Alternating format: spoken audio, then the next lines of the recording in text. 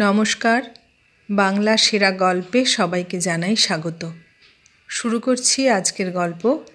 আজ পড়ে শোনাব বিভূতিভূষণ বন্দ্যোপাধ্যায়ের লেখা গল্প রোমান্স। সমীরই প্রথম কথাটা তুললে। তার মতে এই যে রোমান্স, প্রেম ওসব নভেলিয়ানা কেবল নভেলেই ঘটে, বাস্তব জীবনে ওদের অস্তিত্ব নেই। তাতে সুধীরও যোগ দিল বলে মনে হলো। ক্রমে ক্রমে বাকি সবাই সমীরের মতেই মত দিল। তারপর ক্লাবের বেয়ারা চা দিয়ে গেল। চা খেতে খেতে আমাদের গল্পের ধারা শীঘ্রই এসে টেনিসে পৌঁছল অন্য সব দিনের মতো। ঘরের কোণে ব্রিজ টেবিলের আড়ালে রমেনবাবু এতক্ষণ আলোয়ান মুড়ি দিয়ে আরাম কেদারায় টান হয়ে শুয়েছিলেন। এতক্ষণ পর্যন্ত কোনো তর্কে তিনি যোগ দেননি, বিশেষ কোনো কথাও বলেননি। চায়ের এক চুমুক খেয়েই একটু তাজা হয়ে নিয়ে বললেন, দেখো, তোমরা এতক্ষণ বকে যাচ্ছিলে, আমি শুনছিলাম। কথা কইনি বটে, কিন্তু যখন কথাটা উঠেছে তখন বলি শোনো। রোমান্স আছে এবং খুবই আছে। জীবনটাই তো একটা প্রকাণ্ড রোমান্স হে। সে চোখে দেখে কজন, দেখবার চোখই বা আছে কজনের। আচ্ছা, চাটা জুড়িয়ে যাচ্ছে, এসো খেয়ে নেওয়া যাক। শোনো, তারপর বলি, রমেনবাবু আমাদের ক্লাবের নতুন মেম্বার, মাস চারেক হলো যোগ দিয়েছেন। তাকে একটু অদ্ভুত ধরনের লোক বলে আমাদের সকলেরই মনে হয়েছে। ব্রিজ, টেনিস, বিলিয়ার্ড, দাবা কোনো খেলাতেই কোনো দিন তিনি যোগ দেননি। খুব বেশি মেশামেশি বা গল্পও কখনো তাকে করতে দেখা যায় না। আপন মনে এসে বসেন, কাগজপত্র পড়েন, সন্ধ্যার আগেই উঠে চলে যান। কিন্তু লোকটির মধ্যে এমন একটা জিনিস আছে যাতে ক্লাবের সকলে তাকে পছন্দ করে। তিনি না এলে, কেন তিনি এলেন না সে সম্বন্ধে আলোচনা হয়। এবং আর একটা জিনিস যা আদৌ ক্ষুদ্র ব্যক্তিত্বের পরিচায়ক নয়, সেটা এই যে তিনি উঠে চলে গেলে তার পেছনে তার সম্বন্ধে মন্দ কথা কেউ কোনো দিন বলতো না। ইতিমধ্যে চা খাওয়া শেষ হয়ে গেছিল। রমেনবাবু চা পান শেষ করে রুমালে মুখ মুছে গল্প শুরু করলেন। বছর কয়েক আগে আমি তখন একটা স্বদেশী ব্যাংকের শেয়ার বিক্রি ও প্রচারের কার্যে ঢাকা যাই। সেই প্রথম ও অঞ্চলে যাওয়া। সময়টা শীতের শেষ হলেও কলকাতার ধারণায় আমি শীতের কাপড় সঙ্গে নিয়ে যাইনি বলে এক দফা পদ্মার স্টিমারে, তারপর ট্রেনে শীতে হি হি করে কাঁপতে কাঁপতে রাত 9:30-10টার সময় ঢাকায় গিয়ে পৌঁছলাম।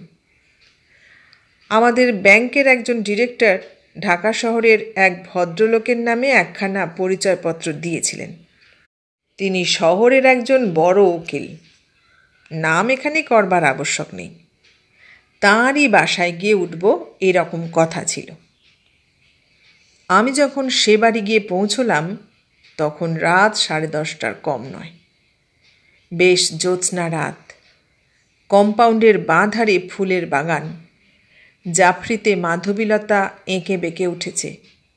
আলো আঁধারে পাতার আড়ালে বড় বড় ব্ল্যাক প্রিন্স গোলাপ ফুটে রয়েছে। এসব গাড়িতে বসেই কৌতূহলের সঙ্গে চেয়ে চেয়ে দেখছিলাম। গাড়ি থামতেই একজন হিন্দুস্থানি দারোয়ান রুটি সেঁকা ফেলে গাড়ির কাছে এসে সেলাম করে দাঁড়ালো। তাকে জিজ্ঞাসা করে জানলাম উকিলবাবু কি কাজে কুমিল্লাতে গেছেন। আজ 3-4 দিন বাড়ি ছাড়া, কবে আসবেন তার ঠিক নেই। কোচম্যানকে গাড়ি ফেরাতে বলেছি। ডাক বাংলোতেই অগত্যা উঠব। একটি ছেলে বাড়ির মধ্যে থেকে বার হয়ে এলো। সঙ্গে সঙ্গে সেই দারোয়ানটিও এলো। সে যে ইতিমধ্যে কখন বাড়ির মধ্যে ঢুকেছিল আমি লক্ষ্য করিনি। ছেলেটি বললে, বাবা কাল সকালেই আসবেন, আপনি যাবেন না, শুনলে বাবা দুঃখ করবেন।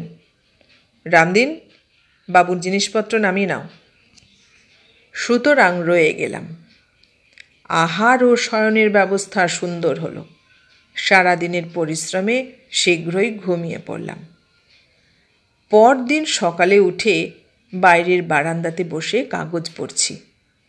গৃহস্বামীর গাড়ি সদর গেট দিয়ে কম্পাউন্ডের মধ্যে ঢুকল।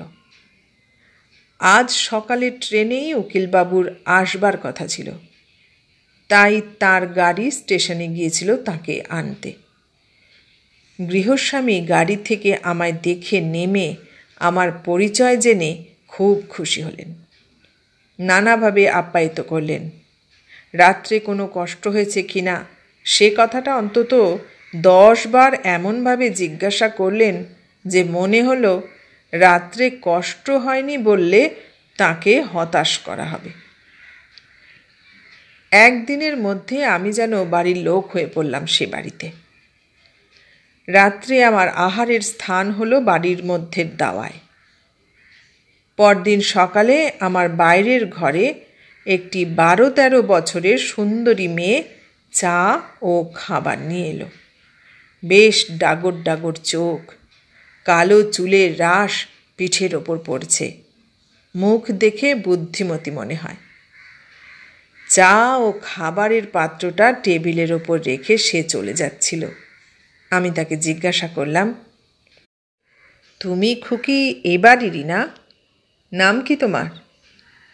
সে হেসে বলল, বিনা। তারপরই সে চলে গেল। পরের দিন সকালে সেই মেয়েটি আবার চা নিয়ে এলো। এদিন সে অত শীঘ্র চলে গেল না। তাকে জিজ্ঞাসা করলাম, তুমি বুঝি স্কুলে পড়ো না? সে বললে, আমি মিডফোর্ড গার্লস স্কুলে পড়ি। কোন ক্লাসে পড়ো? এবার 4th ক্লাসে উঠেছি, এই জানুয়ারি মাসে। কী কী বই পড়ো? কিছুক্ষণ ধরে আমার কথাবার্তার ধারা ওই পথ ধরেই বেয়ে চলল। বিকালে সে আপনি আবার এলো।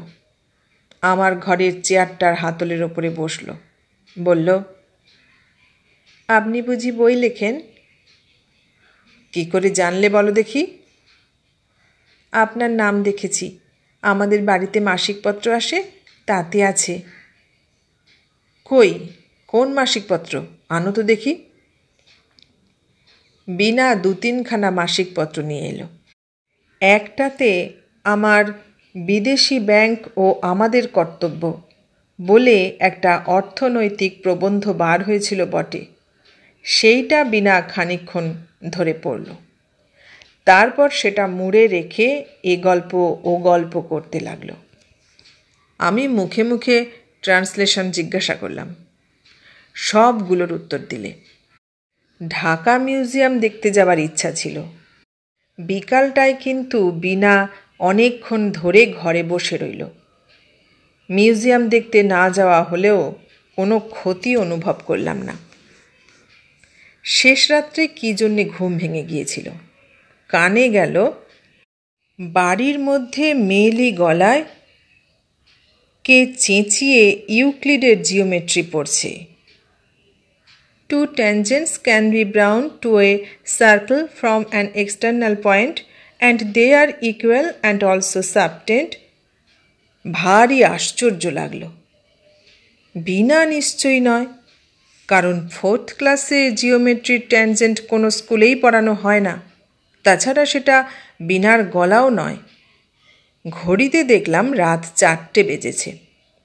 মনে মনে ইউক্লিডের অপূর্ব প্রভাবকে ধন্যবাদ না দিয়ে থাকতে পারলাম না। এই শীতের রাত্রে 4টের সময় কার জ্ঞান পিপাসা এত প্রবল হয়ে উঠেছে জানবার ভারী ইচ্ছা হলো। সকালে বিনা চা নিয়ে আসতেই জিজ্ঞাসা করলাম, বিনা, শেষ রাত্রে কে জিওমেট্রি পড়ছিল বাড়ির মধ্যে? তুমি? বিনা হেসে বলল, আমি না, ও দিদি। এইবার ম্যাট্রিক দেবে। এই সামনের বুধবার থেকে এক্সামিন বসবে কি না? আমি বললাম, কই, তোমার দিদি ম্যাট্রিক দিচ্ছেন সে কথা তো শুনিনি। স্কুলের গাড়িতে তো তুমি একলাই যাও দেখেছি। বিনা হেসে গড়িয়ে পড়ে আর কি। বললে, বারে, বেশ লোক তো আপনি। দিদি তো এলাউ হয়ে বাড়ি বসে পড়ছে। ও বুঝি আমার সঙ্গে রোজ রোজ স্কুলের গাড়িতে পড়তে যাবে? কথাটা বিনা ঠিকই বলেছে। তার হাসিটা নিতান্ত অসঙ্গত নয় বটে। সেদিন বিকালে স্কুলের গাড়িটা যখন এসে লাগলো, তখন আমি রোয়াকে পায়চারি করছিলাম। বিনাকে নামতে দেখলাম না, কিন্তু আর একটি মেয়ে নামল। বয়স 15-16 হবে। অপূর্ব সুন্দরী। লাল পাড় সিল্কের জ্যাকেটের বাইরে নিটোল শুভ্র বাহু দুটি যেন হাতির দাঁতে কুঁদে তৈরি। একবার আমার দিকে চোখ ফিরিয়ে চেয়ে দেখে শান্ত গতিতে বাড়ির মধ্যে ঢুকল। সন্ধ্যার একটু আগে বিনা এসে বললে, চা এখন আনবো না বেরিয়ে এসে খাবেন? পরে একটু থেমে বললে, দিদিকে আজ দেখেছেন না? আমি তখনও ঠিক করতে পারিনি যে স্কুলের গাড়ির সেই মেয়েটি বিনার দিদি। পূর্বেই বলেছি, বিনা ভারী বুদ্ধিমতী মেয়ে। সে আমার মুখ দেখেই ব্যাপার বুঝে নিয়ে বললে, আজ বিকেলে স্কুলের গাড়ি থেকে যে নামলো তখন ওই তো দিদি। আমি তো আজ স্কুলে যাইনি। দিদি রিসিট আনতে স্কুলে গেছিল যে, ও বেলা। পরে সে বললে, দিদি আমাকে জিজ্ঞেস করছিল, বাইরের ঘরে ও ভদ্রলোকটি কে রে? মনে মনে অভিমানে বড় ঘা লাগল। বড় মানুষের মেয়ে বটে, সুন্দরীও বটে, কিন্তু আজ 6-7 দিন যে আমি তার বাপের বৈঠকখানার একখানা চেয়ার টেবিলের মতো বাইরের ঘরের এক কোণে পড়ে আছি, এতদিনের মধ্যে এ হতভাগ্যের সম্বন্ধে সে সংবাদটুকুও কি তার কর্ণগোচর হয়নি? দিন 2 কেটে গেল। এ কয়দিনে আমি নিজের কাজে ব্যস্ত হয়ে যথেষ্ট ঘোরাঘুরি করলাম। তাতে ঠিক সময়ে স্নানাহার হয়ে উঠত না কোনো দিনও। সুতরাং বিনার সঙ্গে দেখা হবার সময় হতো না। তৃতীয় দিন সকালে বার হয়ে সন্ধ্যার কিছু আগে ফিরে এলাম। বারান্দাটাতে বসে একটু বিশ্রাম করছি। অপ্রত্যাশিতভাবে বিনা ঘরে ঢুকে হাসি মুখে বললে, ঠাকুর 2 বার, তারপর আমি 2 বার আপনাকে ডাকতে এসে ফিরে গিয়েছি। আপনার খিদে তেষ্টা কিছুই পায় না? কোথায় ছিলেন সারাদিনটা? আমি কৈফিয়ত দেবার আগেই সে আবার বলে উঠল, মুখ হাত ধুয়ে ফেলুন, আপনার চা নিয়ে আসি। বাবা এখনও কাছারি থেকে ফেরেননি, গরম জল চড়ানোই আছে। অল্প পরেই সে চা নিয়ে এসে অভ্যস্তভাবে সামনের চেয়ারের হাতলটার ওপর বসে অনর্গল বকে যেতে লাগল। সব কথার উত্তর পাওয়ারও প্রত্যাশা সে রাখে না, আপনা আপনি বেশ বলে যেতে পারে। বললে, ভারী মজা হয়েছে। আমি আপনার একটা লেখা দিদিকে দেখিয়ে বললুম, পড়ে দেখো তো। দিদি পড়তে গিয়ে বুঝতে পারে না। দাঁড়ান, সেখানে আনি। আমার উত্তরের অপেক্ষা না করেই সে বাড়ির মধ্যে চলে গেল। কিন্তু সেদিন আর সে বাইরের ঘরে দেখা দিলে না।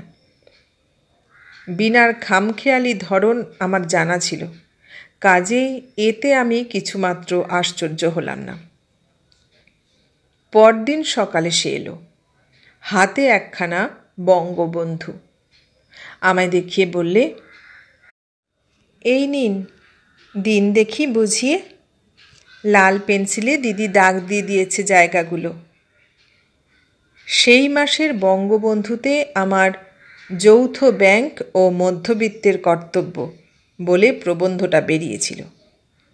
হাতে নিয়ে মনে মনে ভাবলাম, যদি ম্যাট্রিক ক্লাসের একটি মেয়েকেও তাক লাগিয়ে না দিতে পারলাম, তবে অনবরত দিন 15 ধরে ইম্পিরিয়াল লাইব্রেরি যাতায়াত এবং নানান ইয়ারবুক নাড়াচাড়া করবার সার্থকতা আর কী হলো। বিনা বিকেলবেলা একখানা খাতা হাতে নিয়ে এসে বললে, চাটা খেয়ে নিন, নিয়ে দিদির ট্রান্সলেশনটা হয়েছে কিনা দেখে দিন তো। দিদি বললে আপনাকে দেখাতে। সেটা হাতে নিয়ে দেখলাম, বেশ গোটা গোটা মুক্তোর ছাঁদের লেখাটা বটে, কিন্তু ট্রান্সলেশনটা বিশেষ উঁচু দরের নয়। কাজেই যখন বিনা বললে, ধরুন 20 নম্বর আছে, কত নম্বর দেবেন আপনি? তখন একটু আমতা আমতা করে বললাম, নম্বর তা এই ধরো, অবশ্যই বাংলাটা খুব শক্ত, তা ধরো এই 4 কি 5 দিতে পারি। মোটে? তবেই হয়েছে। দিদি তাহলে এবার ইংরেজিতে ফেল, ফেলতু, ফেলু। কথাটা শেষ করেই সে মুখে হাতখানা চাপা দিয়ে খিলখিল করে হেসে উঠল। আমি একটু অপ্রতিভ হয়ে বললাম, না না, ফেল কেন হবেন, আর একটা সোজা দেখে করলেই। এটা বেজায় শক্ত কি না? বিকেলে এসে বিনা বললে, দিদি বলে দিলে আপনাকে রোজ রোজ তার ট্রান্সলেশন দেখে দিতে হবে, পারবেন তো? খুব খুব, নিয়ে এসো না কাল থেকে, কেন দেখে দেব না। সেদিন থেকে আমার কাজ হলো রোজ রোজ একরাশ করে ইংরাজি ও বানানের ভুল সংশোধন করা। বেশ হাতের লেখাটি, কিন্তু খাতার শেষে গোটা গোটা ছাঁদে আমার নেপথ্য পথবর্তিনী ছাত্রীটির নাম লেখা থাকে, প্রতিমা দেবী। কয়েকদিন খুব গুমোটের পর বৈকালের দিকে সেদিন খুব বৃষ্টি হলো। উকিলবাবুর বাড়ির সামনে একটা বট গাছে নতুন পাতা গজিয়েছে। বারান্দাটাতে বসে সেদিকে চেয়ে আমি আমার দেশের বাড়ির কথা ভাবছিলাম। কতদিন যাইনি, কাজের খাতিরে বিদেশে বিদেশে বেড়াতে হয়। তবুও যখন নববর্ষা নামে বৃষ্টি সজল বাতাসে এখান থেকে 300 মাইল দূরের সে গ্রামখানির ভিজে মাটির গন্ধ যেন ভাসিয়ে আনে, মনে হয় আমার ছোট ভাই অন্তু হয়তো এতক্ষণ আমাদের উঠোনের বৃষ্টির জলে কাগজের নৌকো ভাসিয়ে খেলা করছে, গোসাই কাকাদের বৈঠকখানাতে এতক্ষণ তাদের মজলিস বসেছে। তখন মন বড় খারাপ হয়ে যায়, ইচ্ছা হয় চাকরি বাকরি ছেড়ে দিয়ে বাড়ি গিয়ে উঠি। উকিলবাবু কয়েকদিন রক্তাধিক্যের অসুখ হওয়ায় বাড়ির মধ্যেই ছিলেন, কাছারিও যাননি। তিনি ঝড় বৃষ্টি থামবার পরে বারান্দাতে এসে আমার পাশে একটা আরাম কেদারায় বসে নানা গল্প করতে লাগলেন। বেশ অমায়িক স্বভাবের ভদ্রলোকটি। বললেন, কদিন আপনার খোঁজ খবর করতে পারিনি, কোনো অসুবিধে হয়নি আপনার? হ্যাঁ, দেখুন, বিনা বলছিল আপনি প্রতিমার ট্রান্সলেশন রোজ দেখে দেন। কী রকম বুঝছেন? পাস টাস করবে? ইংরেজিটা তেমন জানে না। যদি কিছু না মনে করেন তবে আপনাকে একটু অনুরোধ করি, মেয়েটিকে একটু দেখবেন আপনার সময় মতো। শুধু ইংরেজিটা দেখে দিলেই। ওর মাস্টার ছিল, হঠাৎ মা মারা যাওয়াতে বেচারি জানুয়ারি মাসে বাড়ি চলে গেল, আর এলো না। অবশ্যই যদি আপনার। বলা বাহুল্য, আমাকে এ বিষয়ে রাজি করাতে তার যতটা বাক্য ব্যয় করার প্রয়োজন ছিল তিনি তার চেয়ে যেন একটু বেশিই করলেন। তারপর দিন 2 কেটে গেল। প্রতিমা রোজ বিকেলে নয় দুপুরে খাতা নিয়ে এসে বসে, সঙ্গে থাকে বিনা। কোনো কোনো দিন সেও থাকে না। ধরনটি ওর ভারী মিষ্টি, অথচ ওর মধ্যে এমন একটা স্বাভাবিক গাম্ভীর্য আছে যা অবাধ পরিচয়ের পথে একটা সহজ ব্যবধানের সৃষ্টি করে। সেদিন প্রতিমা এসে সামনের চেয়ারখানাতে বসল। ট্রান্সলেশন দেবার পরে সে মুখ নিচু করে হেসে বললে, আমি পারব না, এটা বদলে দিন। আমি বললাম, এমন আর শক্ত কি, করে দেখবে এখন সোজা। সে পুনরায় ঠিক সেইভাবে হেসে বললে, না, আমি পারব না, আপনি বদলে দিন। যে সুরে সে কথাটা বললে সেটি অতি শান্ত মৃদু হলেও মনে হলো এরপর আর তর্ক চলে না। বদলে দিলাম বটে, কিন্তু ভাবলাম মেয়েটি একটু একরোখা ধরনের। পড়াশোনা শেষ করেই প্রতিমা খাতাপত্র উঠিয়ে নিয়ে চলে গেল। একটু পরে বিকেলের দিকে আবার খুব ঝড় বৃষ্টি নামল। এই অবস্থায় বাইরে বেড়াতে যাওয়া উচিত হবে না বুঝে চুপ করে বারান্দায় আরাম কেদারটাতে বসে আছি। পেছনে দোর খোলার শব্দ হলো। চেয়ে দেখি আগে বিনা, পেছনে প্রতিমা ঘরে ঢুকছে। প্রতিমার আগমন অনেকটা অপ্রত্যাশিত, কারণ এক পড়াশোনার সময়টি ছাড়া প্রতিমা অন্য কোনো সময়ে আমার এখানে আসেনি কখনো। বিনা ঘরে ঢুকেই বললে, কেমন বৃষ্টি নেমেছে মাস্টারমশাই? এসো এসো, ভিজতে ভিজতে এলে যে। দিদি বললে আপনি একলাটি বসে আছেন, তাই চল গিয়ে গল্প। প্রতিমা তার দিকে ভ্রুকুটি করে বললে, আমি? পূর্বে ও কথাটা মনে হয়েছে, এখনও মনে হলো প্রতিমা যে সুন্দরী তার ব্লাউজের হাতা লাল সিল্কের পাড়ের সঙ্গে সুন্দর খাপ খাওয়া শুভ্র বাহু দুটির নিটোল গঠনের দিকে চেয়ে একথা মনে মনে অস্বীকার করতে পারলাম না। কিন্তু সকলের চেয়ে অদ্ভুত তার দুটি চোখ ও ভুরু দুটির একটা বিশেষ ভঙ্গি। সেটা কি তা ঠিক মুখে বোঝানো যায় না, অথচ যে ধরনের সৌন্দর্যে মনের মধ্যে একটা অব্যক্ত অভাবের বেদনা সৃষ্টি করে, ওর মুখের সৌন্দর্যটা ঠিক সেই ধরনের। প্রতিমা বললে, একলা বসে থাকতে আপনার খুব ভালো লাগে না? বসে বসে লেখেন বুঝি? উহ, কি শক্ত লেখাই লিখেছেন। আচ্ছা, অত পার্সেন্টেজ, গ্রাফ, সেন্সাস রিপোর্ট কোথায় পেলেন? সব বুঝি আপনার মুখস্থ? মুখস্থ কি আর থাকে? ওসব লাইব্রেরিতে গিয়ে বই দেখে লেখা। অত মুখস্থ থাকলে একটা সচল ইয়ারবুক হয়ে উঠবে যে। আচ্ছা, আপনার দেশ কোথায়? অনেক দূর, বর্ধমান জেলায়। তোমার জিওগ্রাফি আছে ম্যাট্রিকে? প্রতিমা মৃদু হেসে বললে, জিওগ্রাফি না থাকলেও বর্ধমান জেলা জানি। বিনা বললে, আমাদের ক্লাসের জিওগ্রাফিতে বর্ধমানের জেলার কথা আছে।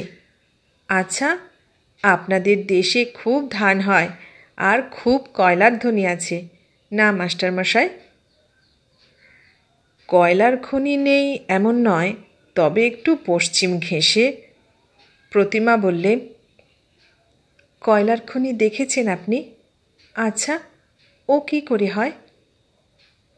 কয়লার খনির উৎপত্তির কথা এসে পড়াতে স্বভাবতই অনেক কথা মনে পড়ল।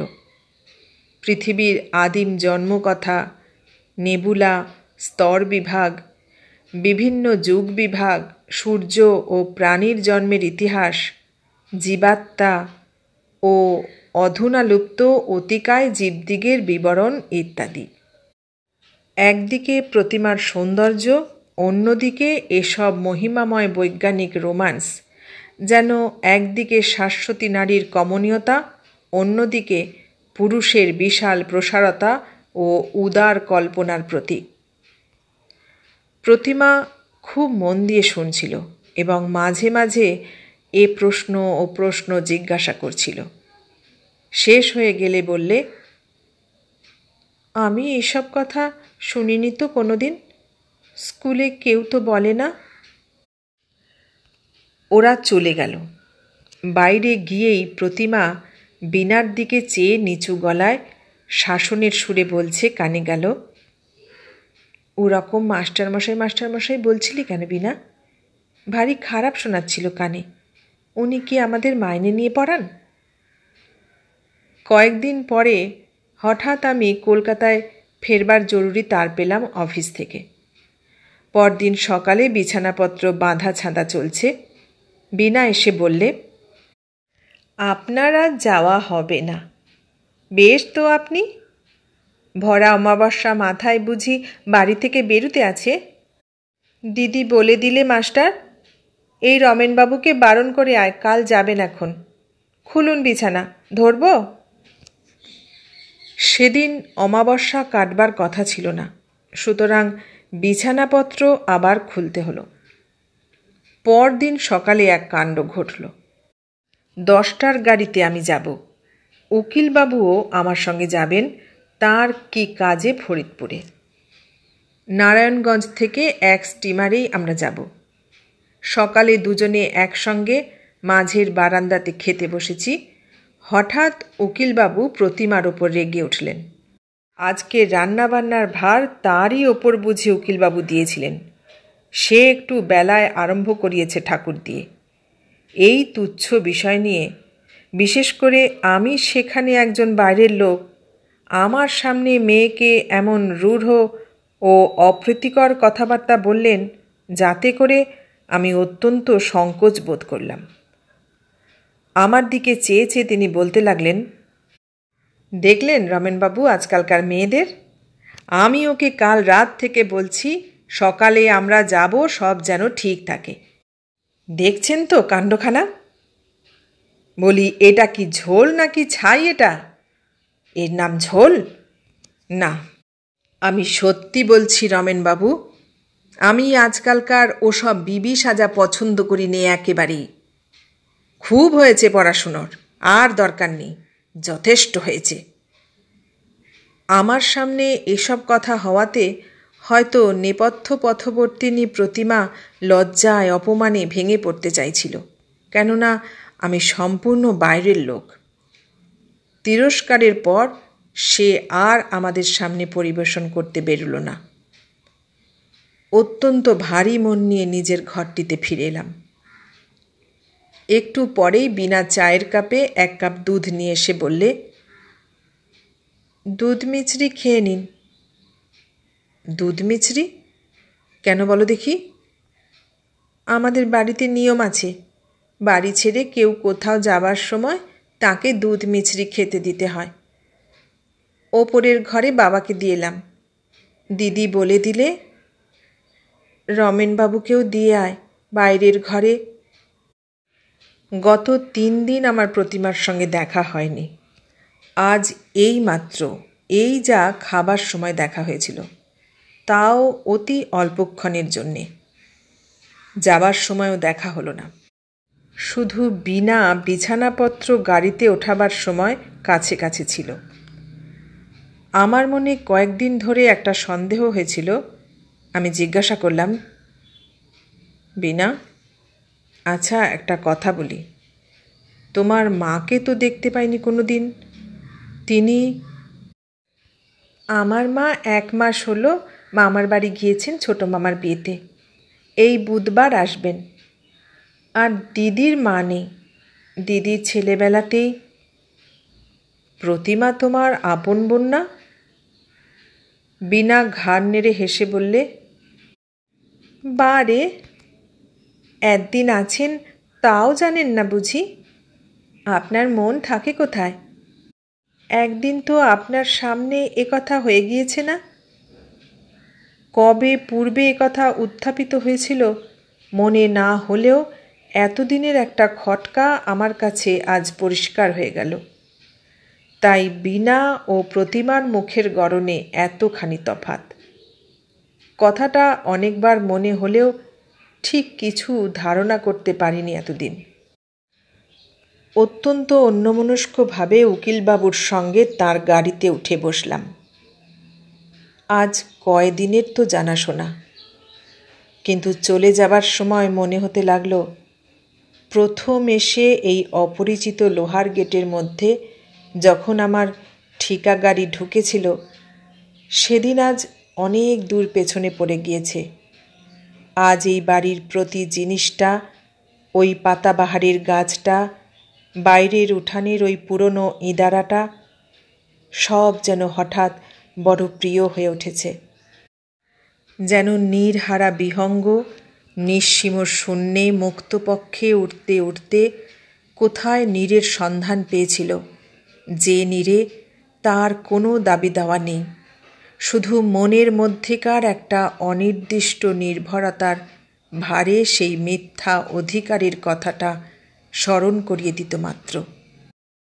তাই আজ ছেড়ে যাবার বাস্তবতার সঙ্গে দ্বন্দ্বে তার নিজের কাছে পরিস্ফুট হয়ে উঠেছে যে সে অধিকারের বার্তাটা কতটা অসঙ্গত ও ভিত্তিশূন্য। দেশে ফিরে অল্প কিছুদিন থাকবার পরেই কয়েক মাস একরকম কেটে গেল। পূজার পরে কার্তিক মাসের প্রথমে হঠাৎ অফিসের হুকুম হলো আবার ঢাকা যাবার। এবার যখন গোয়ালন্দ থেকে স্টিমারে উঠলাম তখন আগেকার মতো ভিড় ছিল না। পদ্মাবক্ষ শান্ত স্থির, চরে চরে কাশের বন ঘন সবুজ, আকাশের রং তিসির ফুলের মতো নীল। নারায়ণগঞ্জ পর্যন্ত ভারী আরামে কাটল। ঢাকায় নেমে কিন্তু বিনাদের ওখানে না গিয়ে ডাকবাংলোয় উঠলাম। নানা কারণে এবারে বিনাদের বাড়ি উঠতে পারা গেল না। বারবার অনাহুতভাবে তাদের ওখানে গিয়ে উঠলে তারাই বা কী মনে করবে। হয়তো এবার আমার সেখানে যাওয়াটা তারা পছন্দ নাও করতে পারে। তার চেয়ে বরং নিজের কাজকর্ম সেরে এমনি একদিন তাদের বাড়িতে গিয়ে সকলের সঙ্গে দেখাশোনা করে আসা যাবে। এখন আবার জ্যোৎস্নাপক্ষ ঘুরে এলো। ডাকবাংলোর কম্পাউন্ডের হাসনা ঝোপের মিঠা মৃদু সৌরভ ভরা ঝিরঝিরে বাতাসে বারান্দায় রেলিংয়ে ভর দিয়ে দাঁড়িয়ে দাঁড়িয়ে কত কথাই মনে ওঠে। একবার মনে হচ্ছিল এই ঢাকা শহরটিতে এমন কেউ আমার আপনার জন আছে যে যদি সে জানে আমি ঢাকাতে এসেছি এবং লক্ষ্মী ছাড়ার মতো ডাকবাংলোয় উঠে দাড়িওয়ালা বাবুর্চির শিরাবহুল হস্তের ডাল ভাত ও সরুয়া আহার করছি, তো মনে মনে ভারী দুঃখিত হবে। কারণ আমি জানি আমার আহারের কিছুমাত্র অনিয়ম হলে তার সহ্য হয়নি। নানা অনুযোগ করে ঠিক সময়ে খেতে বাধ্য করেছে। কিসে আমার স্বাচ্ছন্দ্য বাড়ে তার জন্যে অলক্ষ্যে কত চেষ্টা ছিল তার। একবার মনে হচ্ছিল এসব চিন্তার সার্থকতা কী? অতিথির প্রতি সৌজন্যকে অন্য কিছু বলে মনে করবার অধিকারই বা আমায় কে দিয়েছে? দিন 15 ঢাকায় কেটে গেলেও বিনাদের বাড়ির রাস্তা পর্যন্ত মারালাম না ইচ্ছে করেই। কিন্তু শেষ পর্যন্ত শুধু ভারত মাতা ব্যাংকের শেয়ার বিক্রি এবং কালু ঝমঝম তোপের পুরাতত্ত্ব আলোচনা করে সময় কাটানো অসম্ভব ও একঘেয়ে হয়ে উঠল। একদিন বিকেলের দিকে ওদের বাড়িতে ছড়ি হাতে নিশ্চিন্ত মনে বেড়াতে গেলাম, যেন এই পথ দিয়েই কাজের খাতিরে যেতে যেতে একবার দেখতে আসা গেল কে কেমন আছে। গেটের মধ্যে ঢুকে চোখে পড়ল বাড়ির ওপরের ঘরে সব জানালা বন্ধ। উকিলবাবুর অফিস ঘরের সামনে রামধনিয়া বেয়ারাও টুলের ওপর বসে নেই। বাইরে কোথাও একটা। কি করা যায় বা কাকে ডাকবো ভাবছি, এমন সময় উকিলবাবুর পুরনো খানসামা ছকু বাজার থেকে কি কিনে নিয়ে গেট দিয়ে বাড়ি ঢুকেই আমাকে দেখে থমকে দাঁড়িয়ে গেল। বাবু, আপনি? হ্যাঁ, এখান দিয়ে যাচ্ছিলাম তাই। বাবু কোথায়? আপনি শোনেননি? জানেন না কিছু? পরে সে একে একে যা বলে গেল তা সংক্ষেপে এই যে, গত ভাদ্র মাসে উকিলবাবু রক্তাধিক্য রোগে হঠাৎ হার্ট ফেল করে মারা যান। তার ওপর বিপদ, বড় দিদিমণি পরীক্ষায় ফেল হন এবং তারপরই তার মাথা খারাপ মতো হয়ে গিয়েছে। তিনি আছেন তার মামার বাড়ি। বীণাকে নিয়ে তার মা নিজের বাপের বাড়ি চলে গিয়েছেন এবং সেইখানেই আছেন। বর্তমানে এ বাড়িতে রঘু মিশির দারোয়ান আর সে ছাড়া কেউ থাকে না। অন্য চাকর বাকরেরও জবাব হয়ে গিয়েছে। ডাকবাংলোয় ফিরে সেদিন কোনো কাজে মন গেল না। প্রতিমার কথা ভেবে আমার মন করুণায় পূর্ণ হয়ে গেল। ডাকবাংলোর নির্জন বারান্দার অন্ধকারটাও যেন অশ্রু সজল হয়ে উঠল ওর নানা ছোটোখাটো কথাবার্তার স্মৃতিতে। পরদিন সকালে আমি হঠাৎ আবিষ্কার করলাম যে ব্যাংকের শেয়ার বিক্রির কাজটা যে পরিমাণে হওয়া উচিত ছিল তা হয়নি। সকাল সন্ধ্যায় সবসময় মহা উৎসাহে ঘুরে ঘুরে অফিসের কাজ করে বেড়াই আর কলকাতার অফিসে বড় বড় রিপোর্ট পাঠাই। দিন পাঁচেক পরে সেদিন সকালে স্নান করে বসে খবরের কাগজ পড়ছি, এমন সময় ডাক বাংলোর বেয়ারা বললে, আপকো পাস এক আদমি আনে মাংতা হ্যায়। একটু পরেই দেখি উকিলবাবুর বাসার ছকু খানসামা বেয়ারার সঙ্গে ঘরে ঢুকছে। আমি আগ্রহের সুরে বললাম, কি মনে করে? ছকু বললে, পরশু ছোট দিদিমণি বাড়ি এসেছেন মার সঙ্গে। আপনি বাসায় গিয়েছিলেন শুনে আমায় বলে দিলেন ডাকবাংলোয় গিয়ে দেখে আয় তিনি আছেন কি না। থাকলে আমাদের বাড়ি ওবিসি করে একবার আসতে বলে আয়, আমার নাম করে। আজই বিকেলে যেতে বলে দিয়েছেন। আমি তাকে বলে দিলাম, অফিসের কাজ সেরে বিকেলের দিকে আমি নিশ্চয়ই যাব। বিকেলে যখন বীণাদের বাড়ি গেলাম তখন সন্ধ্যা হবার খুব বেশি দেরি ছিল না। রাস্তার ধারে ধারে আলো দিয়েছে, মোড়ে মোড়ে ফিরিওয়ালা চাই গরম গরম বাখারখানি বলে হেঁকে যাচ্ছে। ওদের বাড়ি পৌঁছে বাড়ির মধ্যে খবর পাঠালাম। একটু পরে বীণা এসে পায়ের ধুলো নিয়ে প্রণাম করে মৃদুস্বরে জিজ্ঞাসা করলে, আপনার শরীর ভালো আছে? একরকম মন্দ নয়। তোমাদের সব। বীণার চোখ দিয়ে ঝরঝর করে জল ঝরে পড়ল। কথাটা জিজ্ঞাসা না করাই বোধহয় উচিত ছিল। সান্ত্বনাসূচক গোটাকতক মামুলি কথা বলে আনাড়ির মতো বসে রইলাম। কিন্তু ওই জন্যেই আমি বীণাকে ভারী পছন্দ করি। এত অল্পক্ষণের মধ্যে সে নিজের দুর্বলতাটুকু সামনে নিলে যে তাকে আমি মনে মনে সাধারণ মেয়েদের চেয়ে উচ্চ আসনে স্থান না দিয়ে পারলাম না। চোখ মুছে নিয়ে বললে, আপনি এসে উঠেছেন কোথায়? ডাকবাংলোয়?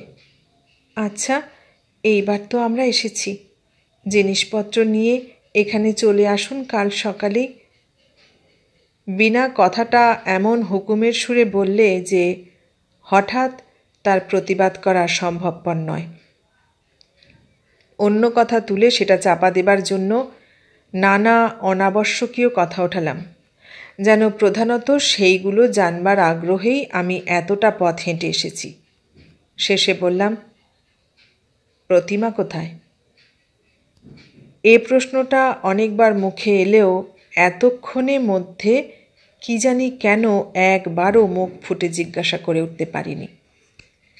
বীণা বললে, দিদি এখনও সারেনি। বড় মামাবাবু সঙ্গে করে চুনার নিয়ে গেছেন, সেইখানেই আছে। কেবল আপন মনে বসে বসে কী ভাবে, এছাড়া তার আর কোনো খারাপ লক্ষণ নেই। কিন্তু খায় না, দায় না, শুতেও চায় না, বেড়াতে যেতেও চায় না। কেবল রাত দিন বসে বসে কী ভাবছে, ওই তার রোগ। পরীক্ষায় পাশ না করেই বোধহয় এমন হয়ে। বীণা বললে, শুধু পরীক্ষায় পাশ নয়, সে অনেক কথা। আপনাকে বলতে আর কি, আপনি ঘরের লোক। দিদি পরীক্ষা দেওয়ার পর বাবা তার এক সম্বন্ধ ঠিক করলেন। চাটগাঁয়ের উকিল, হাতে পয়সা আছে, কিন্তু তেজ পক্ষের বর, বয়স 40-এরও ওপর। দিদি সব শুনেছিল, কিন্তু কিছু বলেনি। মা কত বোঝালেন, কিন্তু বাবার ইদানিং কেমন হয়েছিল জানি নে, দিদিকে একেবারে যেন বিষ নজরে দেখতেন। দিদি শেষে রাগে পড়ে খবরের কাগজ দেখে কোথাকার স্কুলে মাস্টারির দরখাস্ত করে, চাকরিও পায়, কিন্তু বাবার হাতে তাদের চিঠি এসে পড়ে। তারপর সে কি অপমান আর কি কাণ্ড! তারপরেই পরীক্ষায় ফেল হলো। সে আবার এক কাণ্ড। বাবা হঠাৎ মারা না গেলে এ বিয়ে ঠিক হতো। এই সব গোলমালে দিদি যেন কেমন হয়ে গেল। চিরকাল সে ভারী অভিমানী। দিদির কোনো দোষ ছিল না। সে যে মাস্টারির দরখাস্ত করেছিল, সে শুধু অপমানের জ্বালায় জ্বলে আর থাকতে না পেরে। তারপর বীণা আমায় বসতে বলে তাড়াতাড়ি বাড়ির মধ্যে চলে গেল এবং কিছুক্ষণ পরে পুরনো দিনের মতো নিজের হাতে চা ও ঝিয়ের হাতে জলখাবারের রেকাবি আর জলের গ্লাস নিয়ে ঘরের টেবিলে রেখে বললে, আসুন দেখি, খেয়ে দেখুন তো চাটা কেমন হয়েছে। তবে কি আর আপনার ডাক বাংলোর বাবুর্চির মতো হয়েছে? বীণা আগেকার চেয়েও সুশ্রী ও মাথায় বড় হয়ে উঠেছে, তবে ওর ধরনগুলো ঠিক আছে, একটুও বদলায়নি। বেশ লাগে ওকে। ওঠবার সময় বীণা বললে, কিন্তু আপনি কাল সকালেই আসবেন তো? আমি মাকে বলেছি, আপনি না এলে ভারী রাগ করব, কিন্তু বলে দিচ্ছি, কাল রঘু মিশিরকে সকালে ডাকবাংলোয় পাঠিয়ে দেব এখন। আমি তাকে বুঝিয়ে বললাম, এবারকার অফিসের কাজ শেষ হয়ে এসেছে, বেশি দিন আর ঢাকায় থাকতে হবে না, অল্প দিনের মধ্যেই কলকাতায় যেতে হবে, বরং এরপর যখন আসব ইত্যাদি। বীণা কিন্তু কিছুতেই শুনলে না। তার মনেও বেশি কষ্ট দিতে পারলাম না।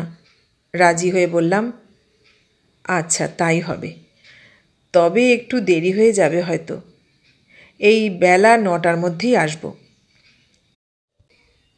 বীণা খুব খুশি হয়ে বললে, আপনার সেই ঘরটাতেই থাকবেন, সকালে 8টার আগে আমি রঘু মিশিরকে পাঠাবো। চলে আসবার সময় আবার ডেকে বললে, সকালে চা খেয়ে আসবেন না যেন, এখানে এসে খাবেন। ডাকবাংলোয় ফেরবার পথে সেদিন একটা সত্য আমার কাছে বেশ পরিস্ফুট হয়ে উঠল। হঠাৎ বীণারা আমার বড় আপন হয়ে উঠেছে। এত অল্প দিনে যে উপকরণে গাঁথনি পাকা ও শক্ত হয়ে ওঠে, ওদের দিক থেকে অন্তত আর কোনো কার্পণ্য তো ছিল না। মানুষের সঙ্গে মানুষের এরকম সহজ সম্পর্ক আদান প্রদান যে জীবনের কত বড় সম্পদ, তা অনেক স্থলে আমরা বুঝি নে বলেই সকল সম্বন্ধকে ছোট করে দেখতে শিখি। মেয়েরা এটা কেমন সুন্দরভাবে পারে। ওদের চরিত্রগত সেবা প্রবৃত্তি ও মুগ্ধ মনের সৌন্দর্য জগৎকে যে কত দিক থেকে মঙ্গল ও কল্যাণ ভরে রেখেছে, তার বাস্তবতা সেদিন নির্জন ডাকবাংলোর বারান্দাতে বসে মনে প্রাণে অনুভব করলাম। সব কথা বুঝিয়ে বলা যায় না। শুধু নক্ষত্রদল যখন অনন্ত অন্ধকারের মধ্যে কাঁপে, রাত্রি অপূর্ব রহস্যময় হয়, নৈশ পাখির ডাক দূর থেকে ভেসে আসে, মনের মধ্যে নাম না জানা উল্লাসে সে সত্যটুকু নিজের কাছে পরিস্ফুট হয়ে ওঠে। ডাকবাংলোয় ফিরে দেখি আমার এক পুরনো বন্ধু আমার জন্যে অপেক্ষা করছেন। তিনি ইন্স্যুরেন্সের দালাল, নারায়ণগঞ্জের কাজে এসেছেন এবং সেখানেই আছেন। তার নামে তার একটা মানি অর্ডার এসেছে, কিন্তু সেখানকার পোস্টমাস্টার তাকে চেনেন না। তাকে শনাক্ত করবারও কেউ সেখানে নেই বলে টাকা দিচ্ছেন না। এদিকে তার হাতেও 1 পয়সা নেই। এখন কি করা যায়? খুব ভোরের ট্রেনে বন্ধুকে নিয়ে নারায়ণগঞ্জে রওনা হলাম। যাবার সময় চৌকিদারকে বলে গেলাম, কেউ এসে খোঁজ করলে বলবে যে জরুরি কাজে নারায়ণগঞ্জে চলে গিয়েছি, আজই ফিরব। নারায়ণগঞ্জে কাটল দিন 2। মহা হাঙ্গামা। পোস্টমাস্টার আমাকেও চেনেন না, টাকাও কিছুতেই পাওয়া যায় না। 2-1 জন যাদের সঙ্গে পূর্বে পরিচয় ছিল, তাঁরা টাকা কড়ির হাঙ্গামা শুনে পেছিয়ে গেলেন। অনেক কষ্টে শেষে কাজ মিটল। ডাক বাংলো ফিরেই অফিসের চিঠি পেলাম, বিশেষ দরকারে কুমিল্লা যেতে হবে।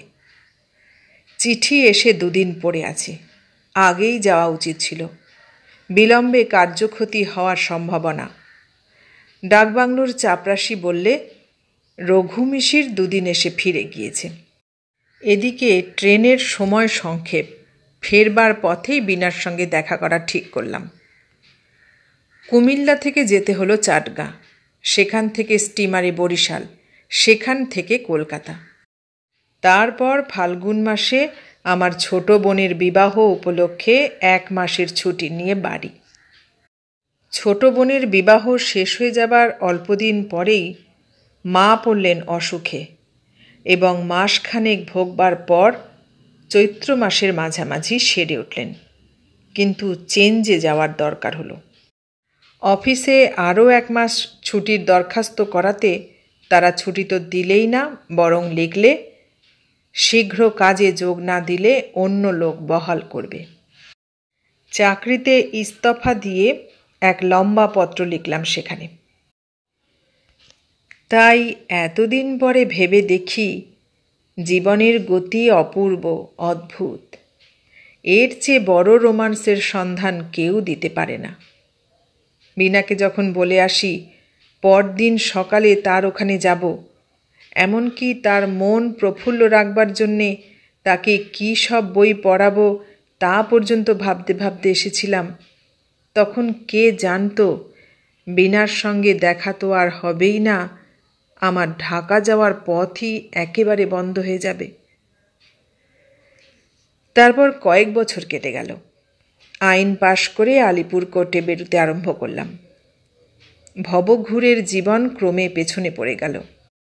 মাত্র নির্জন অবসর মুহূর্তে বার লাইব্রেরি কক্ষের মক্কেলহীন দুপুরবেলায় মাঝে মাঝে সেসব দিনের নানা কথা মনে পড়ে, তখন যেন স্বপ্নের মতো ঠেকে। এই সব স্মৃতিতেই জীবন মধুর হয়ে ওঠে। জীবনের কুঞ্জবনে এরাই গায়ক পাখি। ফুল ফলে সকাল দুপুরের সঙ্গে সুর মেলানো অনন্তমুখী সঙ্গীত এদেরই নিভৃত নিরান্তরাল থেকে শোনা যায়। বিবাহের অনুরোধে বাড়িতে তিষ্ঠানো দায়। জ্যাঠামশায় ভবানীপুরে কোথায় বিবাহের সম্বন্ধ ঠিক করে পাত্রী দেখে এসে খুব প্রশংসা করলেন। জ্যাঠাইমার অনুরোধে তাঁদের বাসা থেকে রওনা হয়ে বন্ধু বান্ধব সঙ্গে নিয়ে একদিন মেয়ে দেখতে গেলাম। বেলতলা রোডে একতলা ছোট বাড়ি। বাড়ির সামনে ছোট্ট একটু কম্পাউন্ড। গেটের ওপরকার লোহার জালতিতে থোকা থোকা মাধবীলতা গুচ্ছ। আমরা গিয়ে বৈঠকখানায় বসবার অল্পক্ষণ পরেই মেয়েকে আনা হলো। তার মুখের দিকে চেয়েই আমি চমকে উঠলাম। বিস্ময়ে আমার মুখ দিয়ে কোনো কথা বার হলো না। বীণা! কিন্তু এ কোন বীণা? 4 বছর আগের সে চঞ্চলা বালিকা নয়, অনিন্দ সুন্দরী সংযতা তরুণী। মেয়ের মামা পরিচয় দিলেন, মেয়েটি বেথুনে 1st ইয়ারে পড়ে। ম্যাট্রিক 1st ডিভিশনে পাশ করেছে। পড়াশোনায় বেশ ভালো। বাপ ঢাকার উকিল ছিলেন, মারা গিয়েছেন। বীণা চোখ নিচু করেছিল, আমার দিকে চায়নি। সে বোধহয় জানেও না যে আমি পাত্র। বাড়ির বার হয়ে এসে বন্ধুরা আমাকে ভাগ্যবান বললেন। ওরকম পাত্রী অদৃষ্টে জোটা ইত্যাদি। কাউকে কোনো কথা বললাম না। শুভদৃষ্টির সময় কাপড় ঢাকা দিয়ে দেওয়া হলো না। এমনি দুজনে দুজনের দিকে চেয়ে দেখলাম। বীণার মুখের অবস্থা ফটোগ্রাফ নেবার যোগ্য হয়েছিল। অনেক রাত্রে বাসরে সে শাসনের সুরে বললে, আপনি তো আচ্ছা, তলে তলে বুঝি এইসব কুমতলব ছিল? আমি উত্তর দিলাম, আমি বুঝি জানি, মেয়ে দেখবার দিন তো আমি জানলাম। আগে জানতে পারলে তুমি বোধহয় এতে রাজি হতে না, না? বীণা রাগে ঘাড় দুলিয়ে মুখ অন্যদিকে ফিরিয়ে নিলে। আমার দিকে না চেয়েই বললে, কোথায় ছিলেন এতদিন নিরুদ্দেশ হয়ে? আর এলেন না কেন সেবার? সংক্ষেপে কৈফিয়ত দেবার পর আগ্রহের সুরে জিজ্ঞাসা করলাম, প্রতিমাকে দেখছি না, সে কি এখানে আসেনি আজ? এবার বীণা আমার মুখের দিকে চাইলে, চেয়ে চুপ করে রইল। তারপর সংযত সুরে বললে, জানেন না, দিদি নেই, সেবারই মাঘ মাসে মারা যায়। মাথা তার ভালো হয়নি। আপনার নাম বড় করত আমার কাছে, কতদিন বলেছে। এতক্ষণ শুনলে বিভূতিভূষণ বন্দ্যোপাধ্যায়ের লেখা গল্প রোম্যান্স। গল্পটি কেমন লাগলো? ভালো লাগলে লাইক, কমেন্ট, শেয়ার করো। আর নতুন বন্ধু হলে সাবস্ক্রাইব করার অনুরোধ রইল। সবাইকে অনেক ধন্যবাদ জানিয়ে আজ এখানেই শেষ করলাম।